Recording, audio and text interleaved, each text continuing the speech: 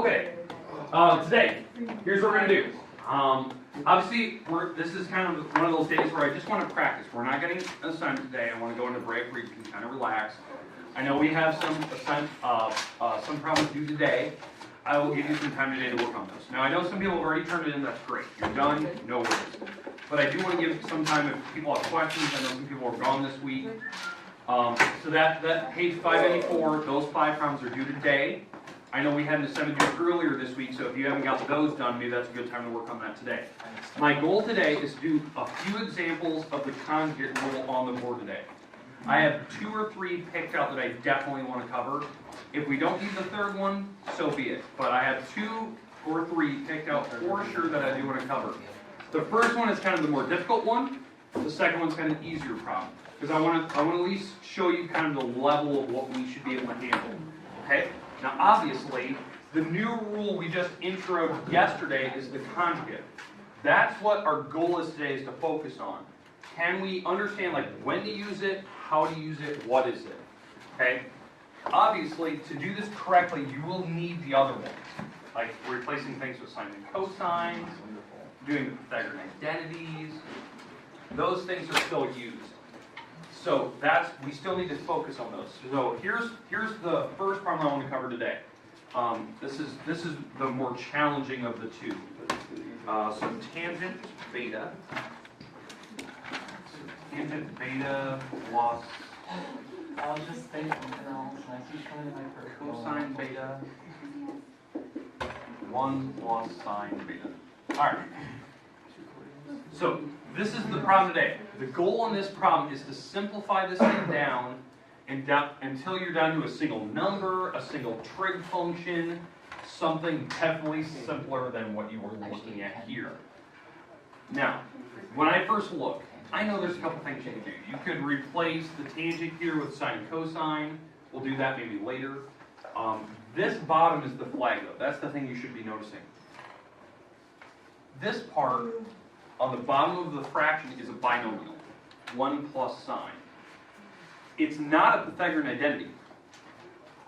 What I mean by the Pythagorean identity, these are what we talked about, I think, Monday and Wednesday this week. Sine theta plus cosine squared beta, or theta equals 1, right?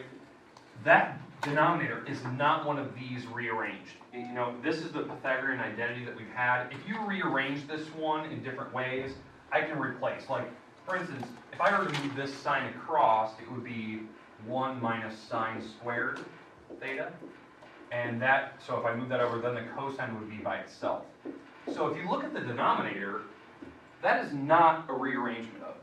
It's not, it's not a Pythagorean identity. So this is like the sign that when you look at this problem, you need to use the conjugate rule. That's how you get rid of very complicated denominators like this, where it's a binomial, and we can simplify it. Does that make sense when you should choose to do it? Now, the actual conjugate itself, what we talked about, it's using the denominator, but changing the sign in the middle. So it'll actually be like 1 minus sine. Does that make sense, like what the conjugate is? Yes. Okay. Now, how this works, it is technically taking that fraction times the number 1. When you multiply by the number 1, does it really change an answer? No. So the actual fraction will stay the same. Instead of multiplying by 1, I'm actually multiplying by 1 over 1, which is still the number 1, so it doesn't change the fraction. But instead of 1 over 1, I'm going to multiply it by the conjugate of the bottom. What is the conjugate again? 1 minus sine. 1 minus sine. Beta. Okay.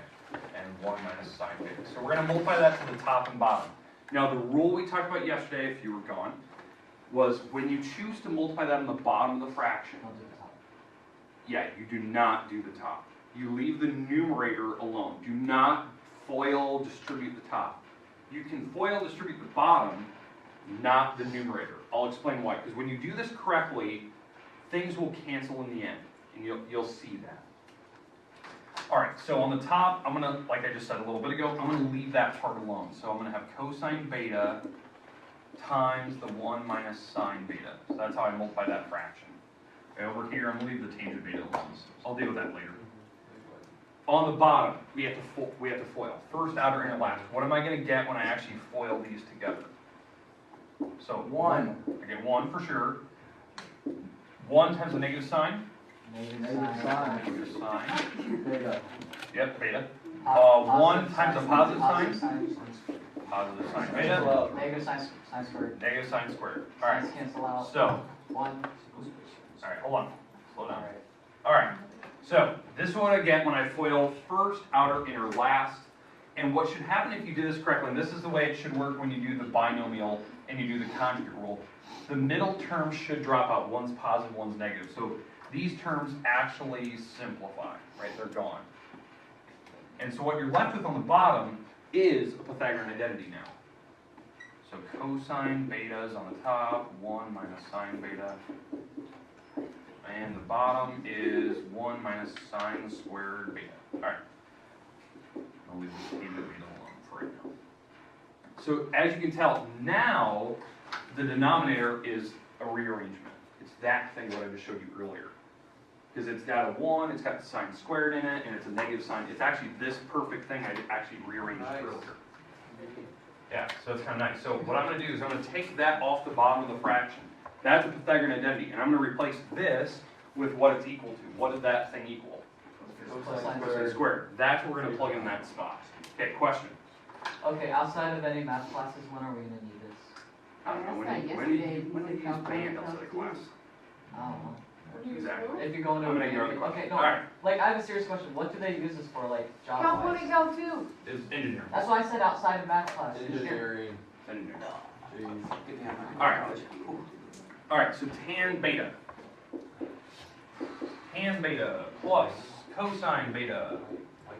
1 minus sine beta. All over cosine squared beta. So that's what we just said a little bit ago is equal.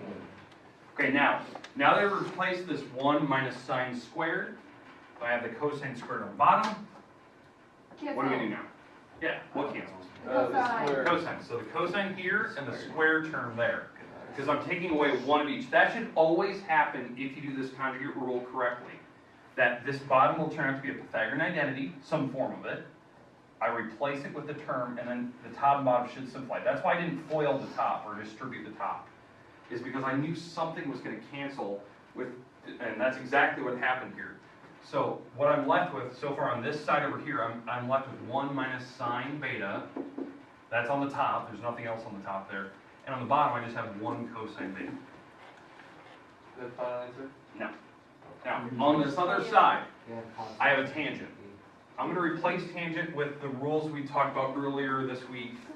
Yeah, it's sine over cosine. So this is just doing our normal substitution sines and cosines. Alright, and so now the idea is I need to combine the fractions so that I can get down to a single item. Because you still want to try to simplify this thing down to a single trig function.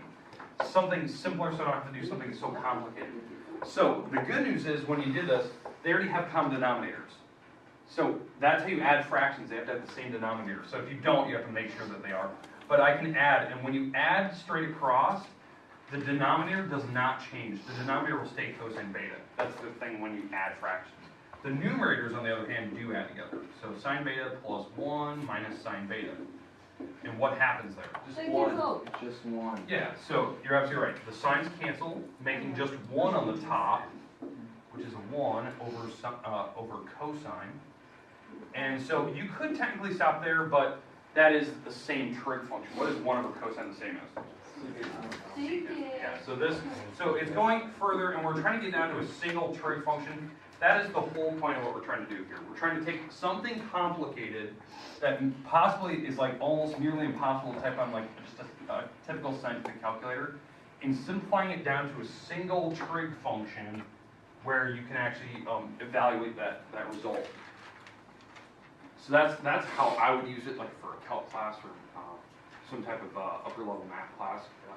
Whatever that problem is that they give you in like that calc textbook, you can actually simplify the problems down if you know these rules. That's why I'm giving you these rules so you have them. It's kind of it actually does make those upper level math classes way more manageable.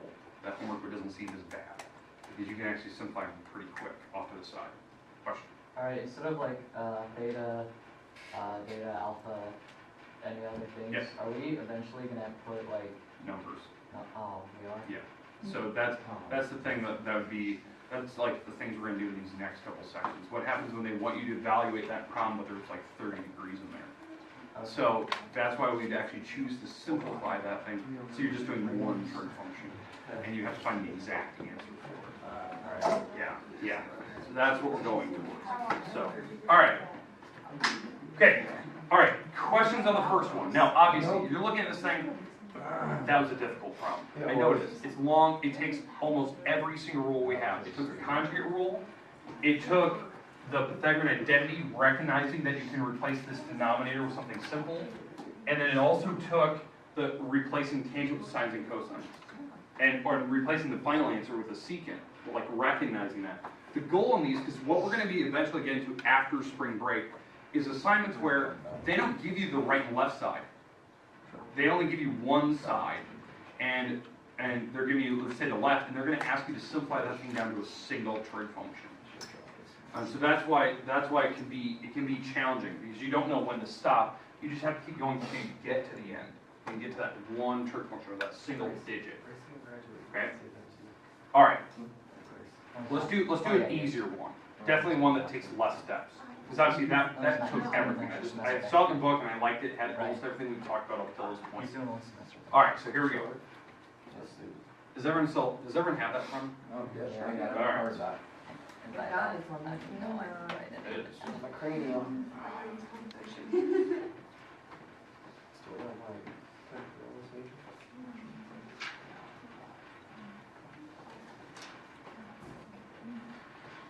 All right. Connor, get off that cell phone or it's going to be mine. That's your last one. From now on, I'm not going to warn you. Alright. I'm taking it. That's every day, Chris. That's every day, and I'm going to take it from now on. I'll get You get no warning anymore. Alright. All right. Let's see where we at. Where's my problem? Let's just be done for the day. Nope. Yeah, I'm ready to Stick around 35 minutes. I think I'll get better. Are we doing, There it is. things that we did yesterday? Too? No, that's it. Okay. Squared Yeah, minus we did. cosine squared Got a little smarter. cosine x I bet it's one of plus the problems. cosine x equals sine x minus cosine x. All right. So now this is more of the traditional problem you've had up to this point, where we had to prove the right and left side are the same. I'm going to show you two completely different ways to do this problem. One of the ways is the way the book recommends it, which is the new formula, the new rule that we have. Then I'm going to show you the second way, which the book never really talks about, which I find kind of weird, but it requires a little bit of algebra too. Not a lot, just one little piece. All right, so I'm going to show you how this problem works by using our rule, the rule we learned just yesterday, this conjugate rule. So on the bottom, this is not a Pythagorean identity, right? It's two single things that are being added together. It is not this. It's not sine squared plus cosine squared, right? So I can't replace the bottom with the number 1. It's not going to happen. So I need to multiply by the conjugate to this. So what is the conjugate? Sine minus Sine cosine. minus Okay, so that's the way the book recommends it. So sine minus cosine x. That's what I'm going to multiply on the top and bottom. So I'm going to write this down. So this is the denominator as it sits, and I'm going to multiply by that. Okay.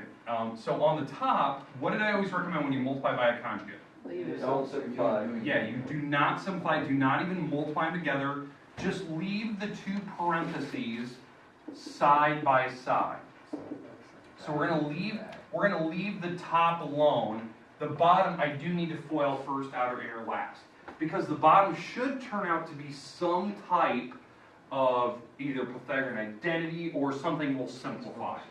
Okay, so, all right, so let's FOIL the bottom out. What am I going to get? Sine squared.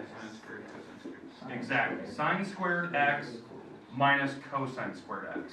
Because the middle terms would drop out. I'd have a negative sine cosine, positive sine cosine, those would cancel.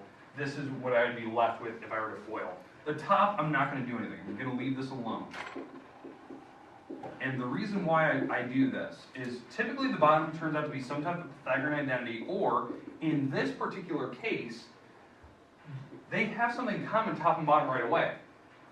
They have sine squared minus cosine. So those would go away, We're done. and you're done. We have that equals the other side. So that's the way the book recommended. Okay, yeah, it's not that great. I picked an easy problem, right? You're gonna multiply by the conjugate, things simplify if you follow the rules I kind of explained to you. That is not the only way to do that problem. In fact, there's actually kind of an easier way to actually attempt that problem, other than doing the rule that I've taught you and the rule the book recommends. The top can actually be factored. The rules for factoring that we've had common factors, we've had trinomial rules, difference of squares, cube rule, grouping. The top is actually a difference of squares. It's one of the most common rules that we have. It's one of those rules that it's the easiest to recognize because it's only two items. They have to be perfect squares. They have to be subtracted. So if we do it by this factoring rule, which is the way the book does not recommend it, but it is actually simple if you can recognize the rule, this problem could have been simplified in about the same number of steps. It just wouldn't require all the foiling. Okay, but you'd have to recognize the factor. So on the top, when you do a difference of squares, when you factor that, it's 2 parentheses plus minus. I'm gonna leave the bottom alone because the bottom is not factorable. Yeah, exactly. It's sine x, because why that works is you break up the front item in both, you break up the back item in both, And cancel out. and then the sine x plus cosine x would actually simplify with the bottom. Yeah. And that would be the same thing. Oh, that was even quicker. Yeah. The book doesn't recommend it. Can't make me mad. I actually do. It's not one of the written rules the book actually explains. It's just one of those things like, if you happen to recognize it, it can make problems a little bit easier. Like obviously, as you can tell there. But that's the hard part. Not everyone would recognize, factoring, the different skills for that. I think the difference of squares is probably the most recognizable one, and it's easier to work with. Plus minus signs, you just break them up evenly. But if you did the conjugate rule, it would still work, and that's the rule that the book explains because most people wouldn't recognize the factoring with trig functions. All right. Any questions with the two that I've done today? No. All right. I'm actually going to stop there today. I'm going to give you the rest of the time today, which I know is about 20 minutes. I'd like you to have some time to finish up your page 594. If you haven't done that already, there's 2 parts of 594. There was the first part, and then this is the second part.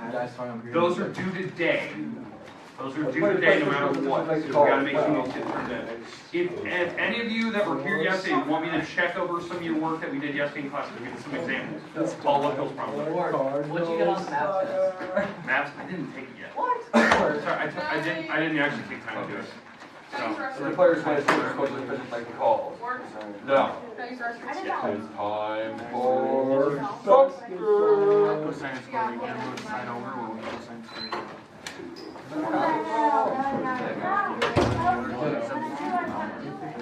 you have 1 minus sine squared minus sine squared. And then